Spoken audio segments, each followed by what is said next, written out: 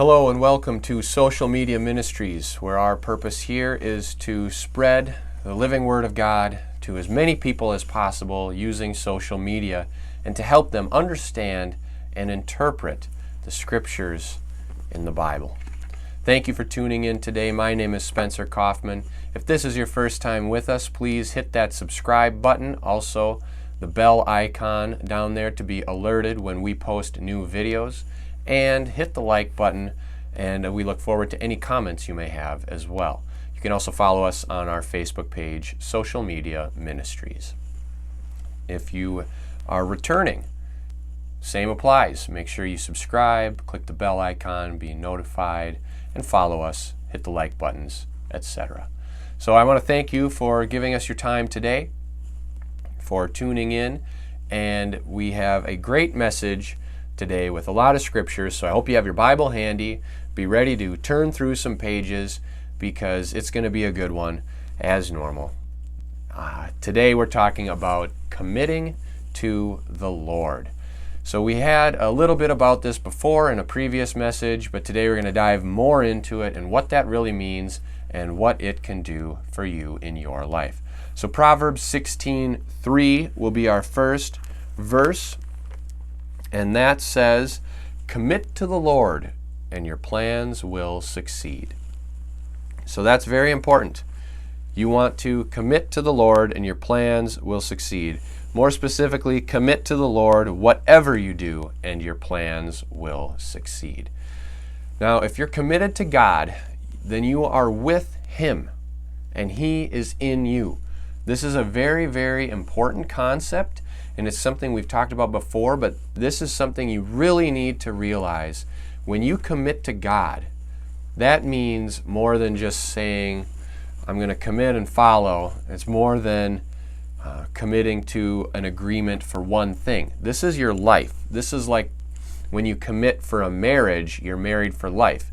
And with God, and really with marriage, it's not just something where a few years later you can decide I don't want to be committed anymore and you get a divorce or an annulment or a separate or whatever. No. This is for life. You're committed.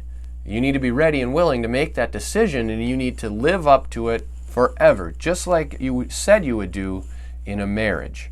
We're not talking about that right now. We're talking about committing to God and what it means. It means to accept the Holy Spirit and accept Jesus Christ as the Lord and Savior in your life. You pray to Him and you ask for that. You ask that you be forgiven. You accept that Jesus died for you, and you invite Him into your life to be your King and your ruler. You step aside, and now instead of living for yourself, you're living for God. So once you do that, you are with Him and He is in you. We're going to turn to Galatians 2:20. So if you have your Bible, once again, turn there. Galatians 2:20. Thought I had it marked here. Marker probably moved. So Galatians 2:20. It says, "For I have been crucified with Christ, and I no longer live, but Christ lives in me. The life I live, in the body I live by faith in the Son of God who loved me and gave Himself for me." So the first part is the focus here for today's message. I no longer live. So you're dead. You were crucified with Christ. Your sins are gone, dead, end of story. It is now Christ that lives in you. So if you commit to God, you're gone, Christ lives in you, and it is He that is coming through you. So committing to the Lord means that you have surrendered full control to God. You have given your life to Christ, and you're now living according to His Word. Psalm 119:9 says, "How can a young man keep his way pure? By living according to your Word." So, you commit to God and you live according to God's Word. What is God's Word? How do you know it? It's right here. This. You should be reading this every single day. You should be thinking about it. You should be pondering it. Instead of watching a TV show and diving into the characters and what might be going on in their lives. You should be what's going on in the lives of the people you read about in the Bible, the real people, not the fictional people like on your TV show. The people in history, what were they thinking when they had to go through what they went through, and how did they get through it? Ponder that in your mind. Keep this on your heart. Meditate on it day and night.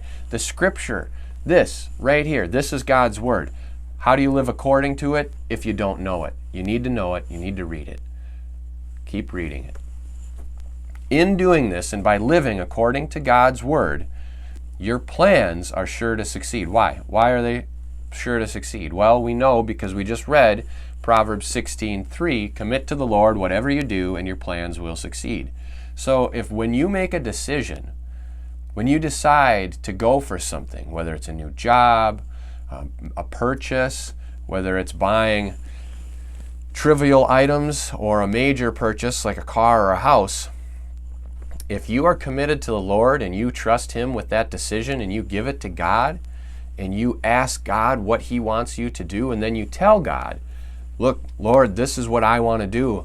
I've made the decision to do this. Correct me if I'm wrong. And you give Him permission. You don't let pride stand in your way.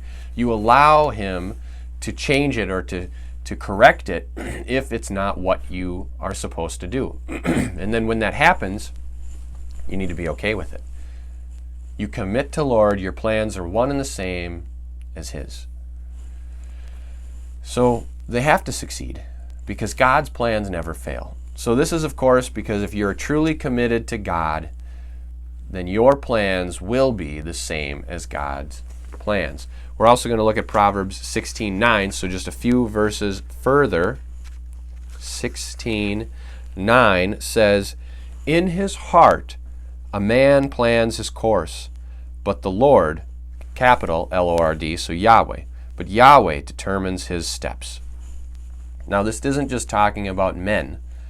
This is man as in mankind. So in his heart, in your heart, you plan your course. You make plans for your life every single minute of every single day. You are deciding what to do.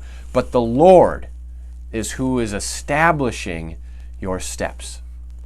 So if you make a plan and it doesn't work and it fails, chances are the Lord didn't establish those steps, meaning you were stepping in the wrong direction. You got to get right with God. You got to be on one, in sync, harmony with what God has planned for your life. How do you do that?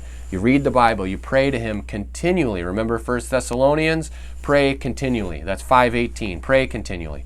So, communicate with God.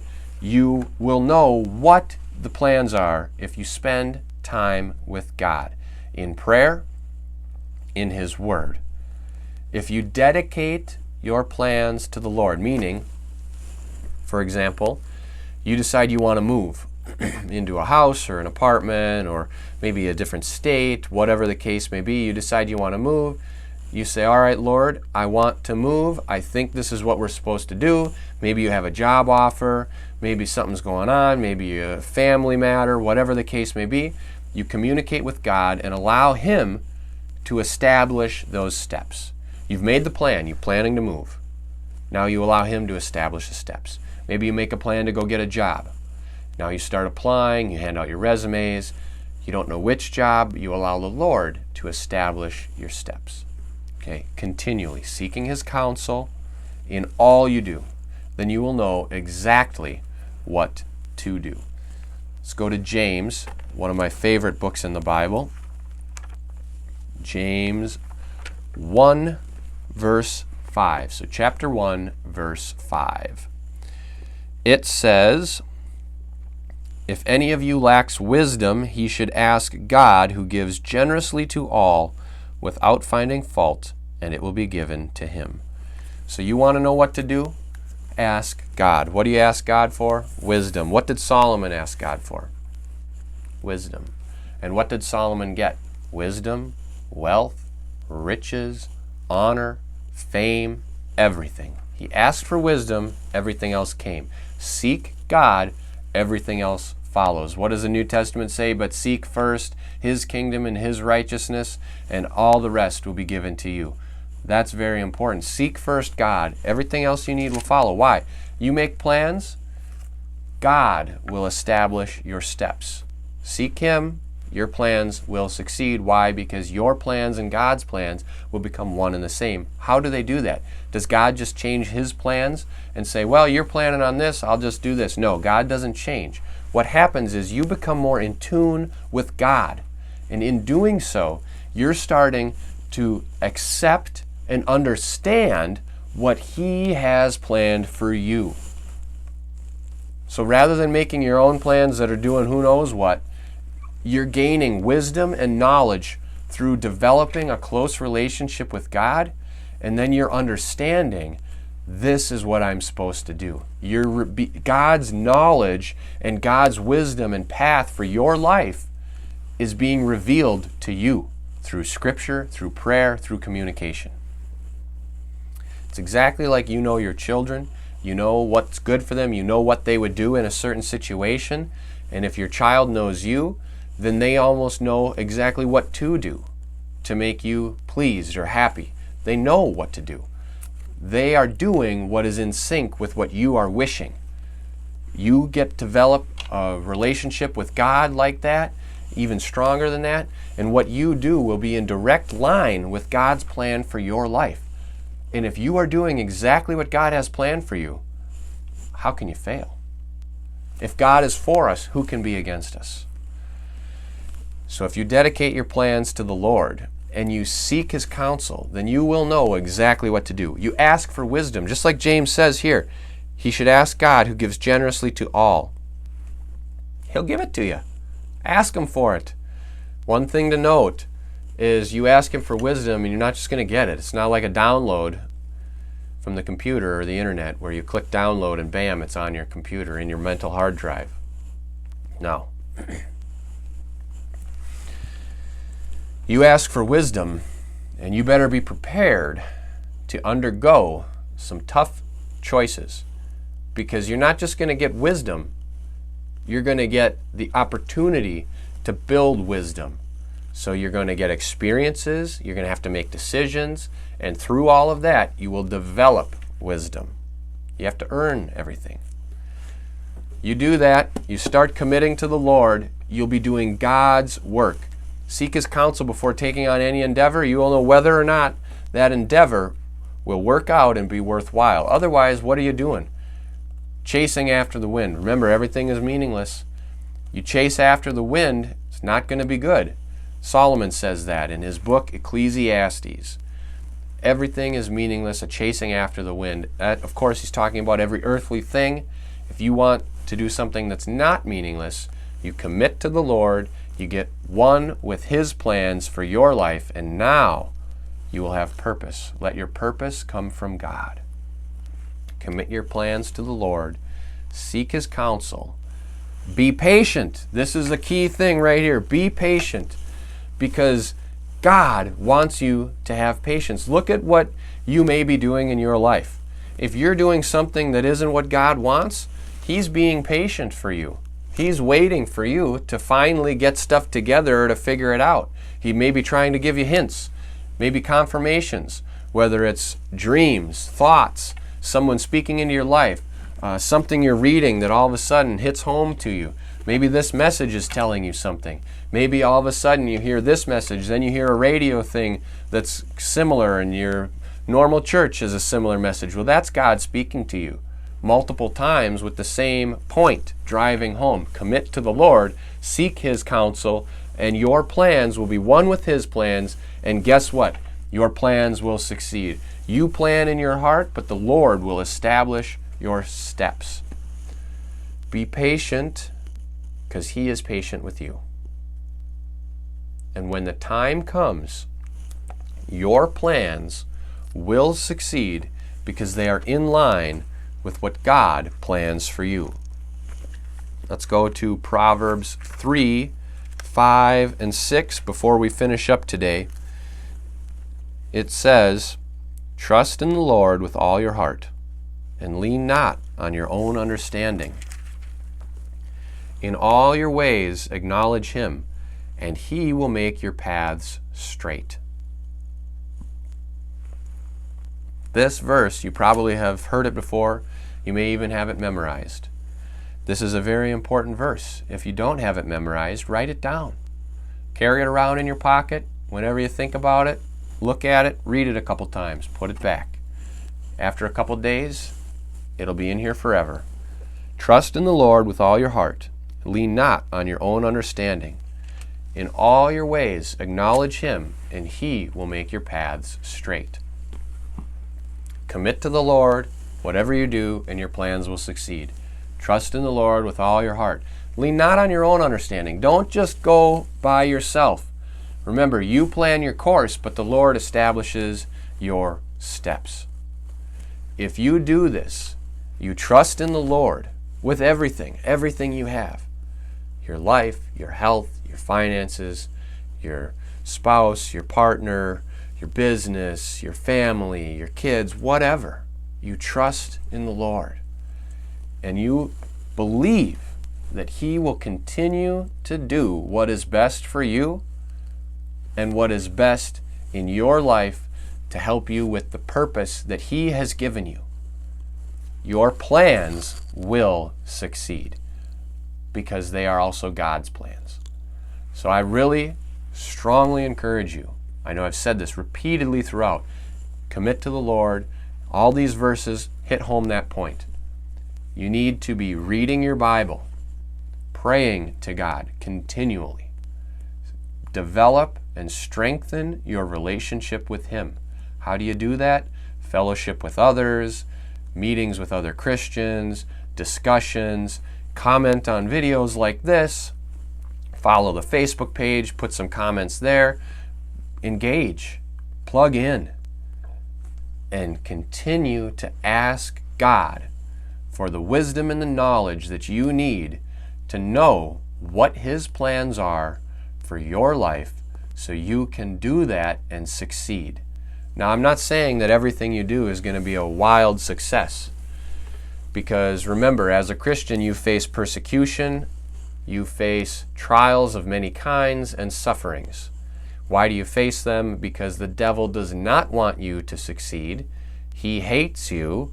He wants you to be with him and in total rebellion against God. So you're going to have trials, but you need to do perseverance, endure through them, and you will develop and build character, which leads to hope. And when your plans do succeed, and they will, because they are one and the same with God's plans, you will have even greater joy. Let's pray. Thank you, Lord, for such a powerful and inspiring message today. Please help every one of us to continue or start committing to you, to build and strengthen our relationships with you, Father, that you would touch each and every one of our lives, speak to us, whether it's through your word, through our dreams, through other people. Open our hearts and our minds to see you and to seek you more, and allow us to know what plans you have for each and every one of our lives. Help us to know that and to follow them and to be successful in all we do. Have all our plans succeed because they are one and the same with your plans. And Lord, help us to persevere through any trials and sufferings that may stand in the way of those plans, and then give us an abundance of joy and comfort and hope when that process is complete. In Jesus' name, amen. I want to thank you today for giving us your time. Thank you very much for tuning in. I really hope that you are touched by this message, so much so that you will use it to change and inspire not only your life, but the lives of those around you. If you can, click the subscribe button. Stay tuned to future videos by clicking the bell icon. Show your support by liking and following our Facebook page and also this YouTube video. God bless. Thank you very much.